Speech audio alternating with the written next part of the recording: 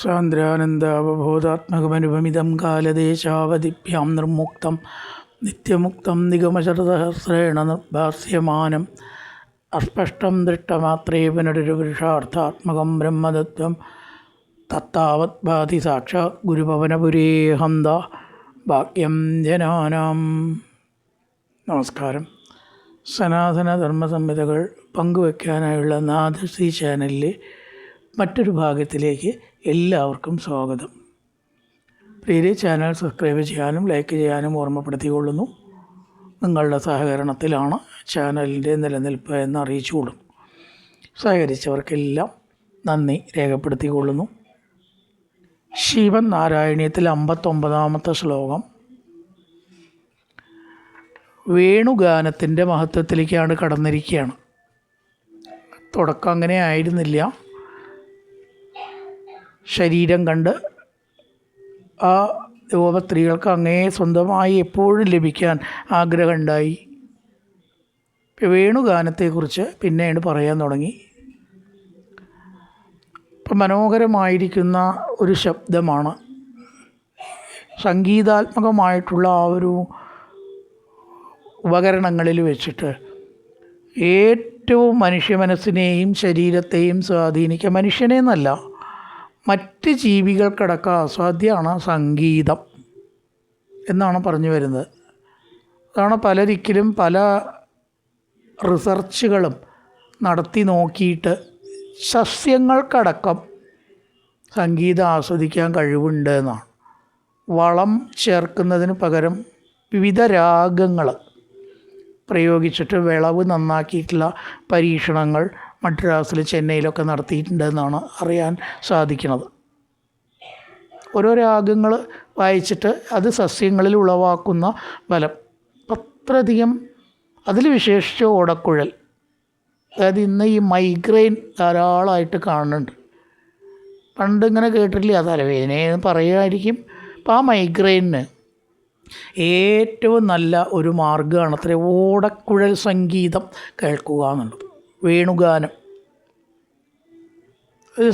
പരീക്ഷിച്ചറിഞ്ഞിട്ടുണ്ട് എന്നാണ്. പൊതുവേ സംഗീതം നന്ന് വേണ്ട സ്വരത്തിൽ വല്ലാത്ത കടവരമല്ലാത്ത സംഗീതം ചെറിയ ശബ്ദത്തിൽ ഓപ്റ്റിമം വോളിയത്തിൽ കേൾക്കണത് എല്ലാ ശരീരത്തിൻ്റെ രോഗത്തിനും ആശ്വാസം അതുപോലെ തന്നെയാണ് പ്രത്യേകിച്ചും വേണുഗാനം. പദാംഗഭവതംഗദർശിനി കേചരീകക മൃഗാൻ പശൂനബി. പക്ഷികൾ, മൃഗങ്ങൾ, പശുക്കൾ ഇവരെല്ലാം സദാ ഭഗവാന്റെ വേണുഗാനം കേൾക്കാൻ ആഗ്രഹിച്ചു. പശുക്കളൊക്കെ ചെവി കൂർപ്പിച്ചിട്ട് അത് കേട്ടു എന്നാണ്. അതായത് ശബ്ദം കേൾക്കുന്ന ദിക്കിലേക്ക് ചെവി വളയ്ക്കാനും തിരിക്കാനും മൃഗങ്ങൾക്കൊരു കഴിവുണ്ട് അല്ലേ? നമുക്കതില്ല. നമുക്ക് ചെവി അനങ്ങാത്ത ചെവിയാണ് നമ്മുടെ.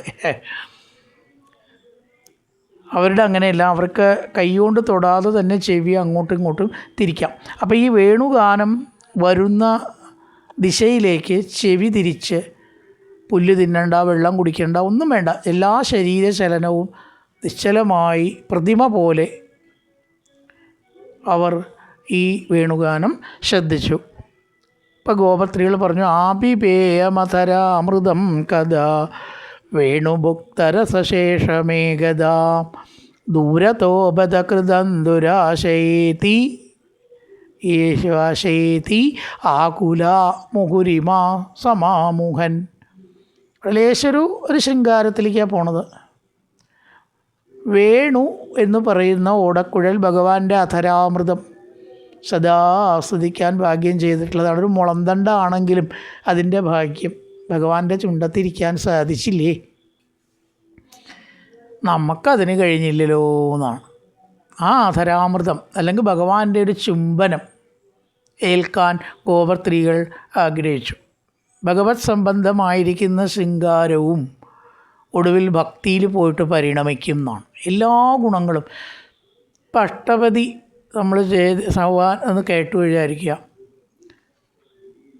ശരിക്കും പറയുകയാണെന്ന് വെച്ചാൽ ഭക്തിയാണ് നമുക്കുണ്ടാവുക അല്ലേ? അതിൻ്റെ അർത്ഥം മുഴുവൻ ശൃംഗാരമാണ്. ഗോപികൾ, രാധാകൃഷ്ണൻ, അധികവും രാധാകൃഷ്ണന്മാരുടെ പ്രേമവും ശൃംഗാര രംഗങ്ങളുമാണ് അതിൽ ചിത്രീകരിക്കുന്നത്.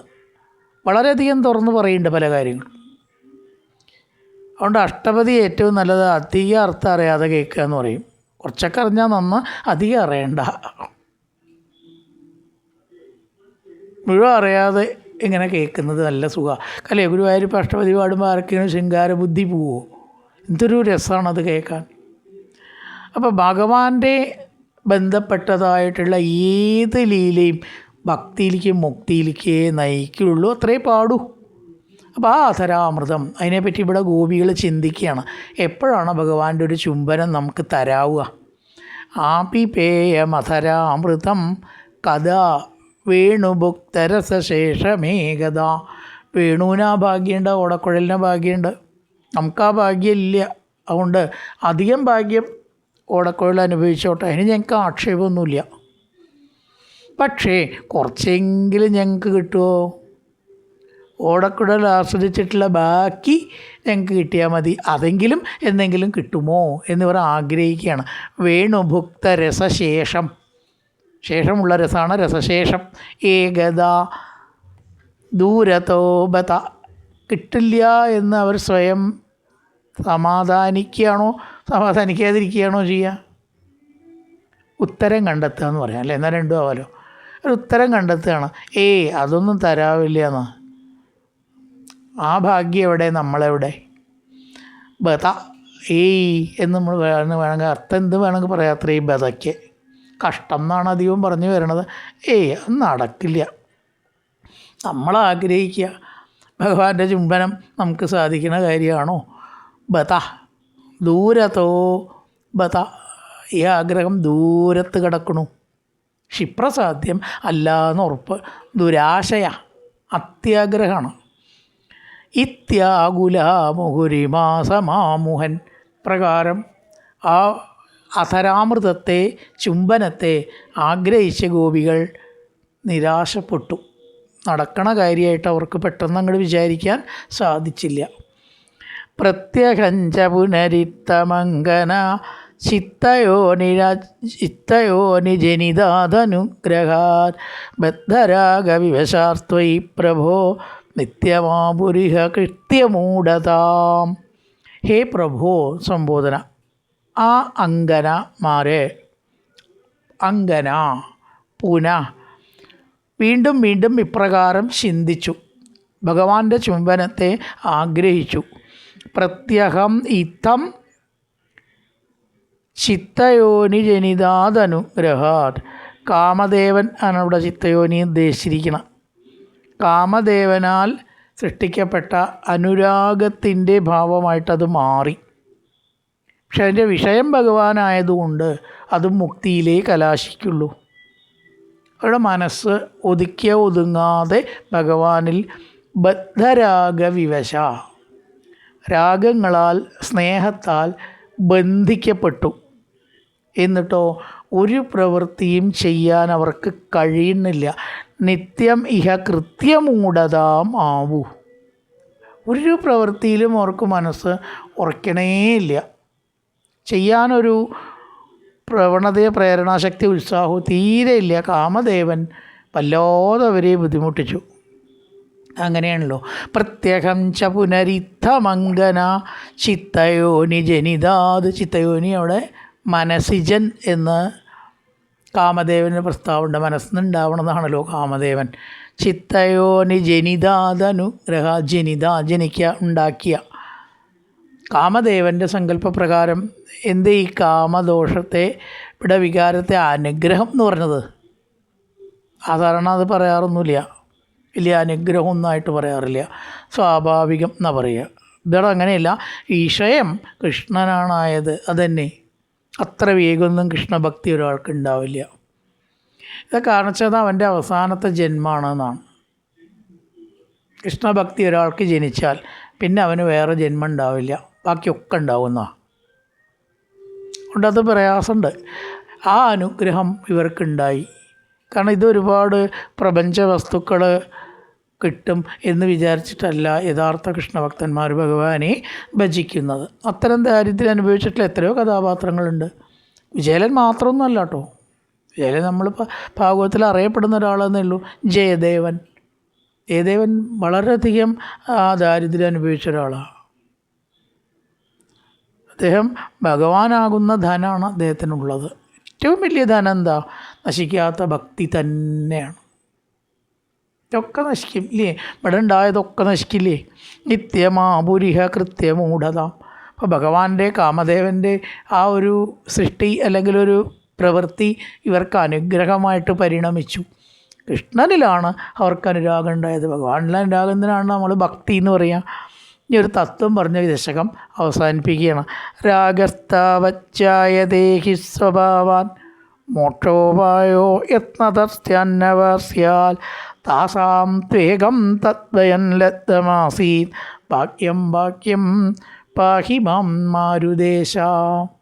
ഭാഗവത്തിൽ പല ദിക്കിലും പറയുന്നുണ്ട്, അഹോ ഭാഗ്യം നന്ദഗോപപ്രജൗകസാം എന്മിത്രം പരമാനന്ദം പൂർണ്ണം ബ്രഹ്മസനാതനം. ആ ഗോപസ്ത്രീകളുടെ ഒരു ഭാഗ്യം എന്താ ചോദിച്ചാൽ, മിത്രങ്ങളെല്ലാവർക്കും ഉണ്ടാവും, പക്ഷേ ഈശ്വരനെ മിത്രമായിട്ട് കിട്ടുക എന്ന് പറയണത് എത്ര ആൾക്ക് കിട്ടും? ഭാഗ്യം ഭാഗ്യം പാഹി മാം മാരുദേശ.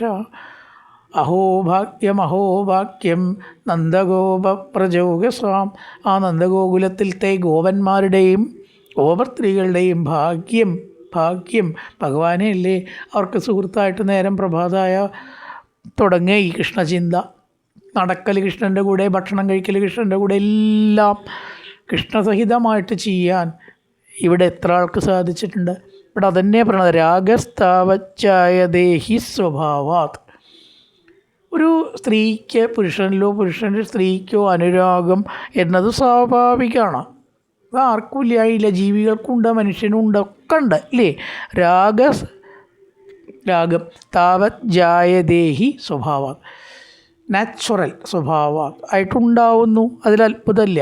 എന്നാൽ മോക്ഷോപായോ, മോക്ഷത്തിലുള്ള താല്പര്യം എത്ര ആൾക്കുണ്ട്? വളരെ കുറച്ചല്ലേ. നമ്മൾ തുടങ്ങുമ്പോൾ ഗ്രൂപ്പിൽ എത്ര ആളുണ്ടായിരുന്നു, എത്ര ആൾ പോയി? കാരണം ഇതിൽ നമ്മൾ ലൗകികമല്ല പറയണത്, അതുകൊണ്ട് എല്ലാവർക്കും ഇഷ്ടമല്ല. ഞാൻ ഗ്രൂപ്പ് ലീവ് ചെയ്യുക കേട്ടോ. ലെഫ്റ്റ് ഞാൻ ശ്രദ്ധിക്കലേ ഇല്ല. ആര് ലീവ് ചെയ്യണോ, ആര് ആഡ് ചെയ്യാൻ പറഞ്ഞാൽ ആഡ് ചെയ്യും. അവർ പോണത് നോക്കേണ്ട ആവശ്യം നമുക്കില്ലല്ലോ, പോകേണ്ടവർ പോക്കോട്ടെ. അതെന്തുകൊണ്ടാണ്? മോക്ഷോപായ ഇല്ല, ഇത് മോക്ഷോപായാണ്. കണ്ണിക്കണ്ട ലൗകികങ്ങൾ നമ്മളധികം പറയാറുമില്ലല്ലോ, അതുകൊണ്ടാവാം. മോക്ഷോപായോ യത്നതസ്യാന്നവാസ്യാത്. പരിശ്രമിച്ചാൽ ഉണ്ടായി എന്ന് വരും, ചിലപ്പോൾ എന്നാലും ഉണ്ടായില്ല, അങ്ങനെയും വരും. മോക്ഷോപായത്തിലേക്ക് ശ്രമം വിഫലമാവാം, സഫലമാവാം, രണ്ടും ആവാം. ഇവിടെ ഗോപികൾക്ക് അത് രണ്ടും ഒന്നിച്ചുണ്ടായി. അനുരാഗം ഉണ്ടായത് ആരില? കൃഷ്ണനിലാണ്. അപ്പോൾ സ്വാഭാവികമായിരിക്കുന്ന അനുരാഗം കൃഷ്ണനിൽ സംഭവിച്ചതുകൊണ്ട് താസാം തേകം തത് വയം, ദ്വയം രണ്ട്, ലബ്ധമാസീ, അനുരാഗവും ഭക്തിയും ഒപ്പം ഉണ്ടാവുക എന്ന ഒരു സ്ഥിതിവിശേഷം ഗോപികമാരെ സംബന്ധിച്ച് പ്രത്യേകം തന്നെ. അതാണ് ഇവിടെ ഭാഗ്യം പാഹി മാം മാരുദേശ. ഗോപികളുടെ ഭാഗ്യത്തെക്കുറിച്ച് പറയാവുന്ന നല്ലൊരു ശ്ലോകമാണത്. അവിടെ വൃത്തം ശാലിനിയാണ്. ശാലിനി രാഗർത്താവച്ചായദേഹി സ്വഭാവാ. പ്രായജന്യമായ അനുരാഗം തന്നെ ഉണ്ടാവും, പറഞ്ഞു കൊടുക്കേണ്ട ആർക്കും വേണോ. മോക്ഷോപായോ യത്നതസ്യാത് ന സ്യാത്. പ്രയത്നിച്ചാൽ മോക്ഷത്തിൽ ശ്രദ്ധ ഉണ്ടാവാം, ഉണ്ടാവാതിരിക്കാം, വളരെ ബുദ്ധിമുട്ടുണ്ട്. എന്നാൽ ഇത് രണ്ടും ഗോപികളിൽ ഒരുമിച്ച് കണ്ടു. താസാം തേകം തദ്വയം ലബ്ധമാസീ. അത് രണ്ടും ഇവരിലുണ്ടായി, ദ്വയം. മോക്ഷോപായവും അനുരാഗവും ദ്വയമായിട്ട് ഇവരിൽ ഉണ്ടായി. അതവരുടെ ഒരു ഭാഗ്യം തന്നെ എന്ന് പറയാതിരിക്കാൻ വയ്യ. ശുഭദിന ആശംസകളോട് കൂടിയിട്ട് അവസാനിപ്പിക്കണം. നമസ്കാരം.